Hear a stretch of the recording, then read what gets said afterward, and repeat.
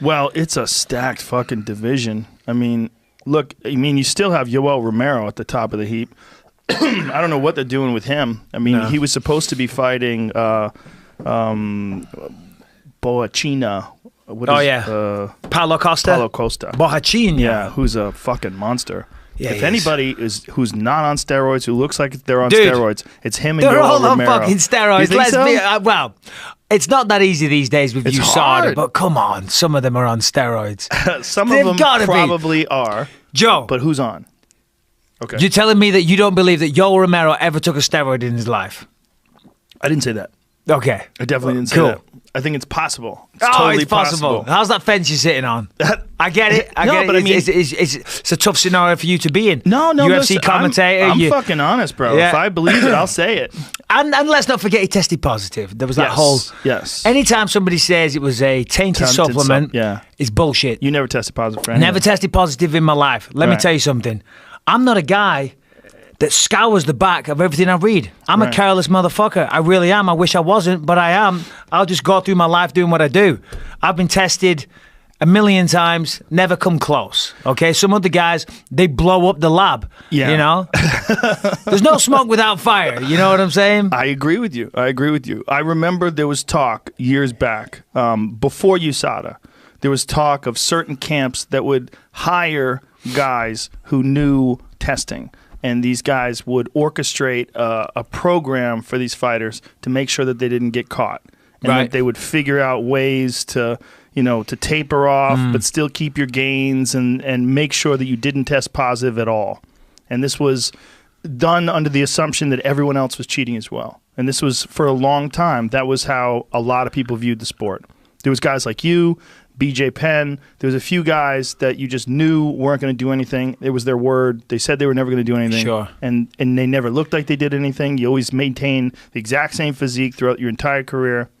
Well, the thing is, I think where it started getting a little weird, and I don't want to bang on about steroids too much because that's been a narrative that I've I've said my piece about that. Right. I don't want to, bang on about it too much. But I think where the waters really got murky is when TRT came in. Yes. When testosterone replacement therapy became a thing, and all you had to do was go to your doctor and said, hey, I can't get a hard on or whatever, and all of a sudden they sign you off and you're on TRT.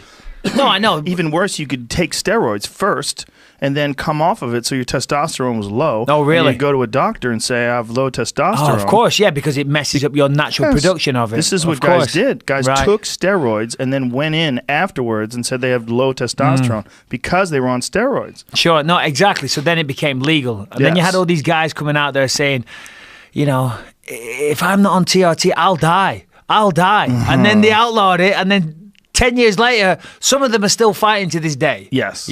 So without naming names, you know who you are. Shame on you. Well, we've talked about TRT Belfort, TRT Vitor Belfort forever. I mean, that was, when he was on TRT, he was a different kind of human being. He was just completely different than he is in any other circumstance. Oh, yeah, looking back, you can see that. I mean, because when I fought him on TRT. You fought him when he was at the super Vitor level. Absolutely. He looked like fucking the Incredible Hulk. He had muscles on his fucking eyebrows. Yeah, looking back, you can see that, but at the time, as a fighter, you can't think like that. You know what I mean? What are we looking at? Oh.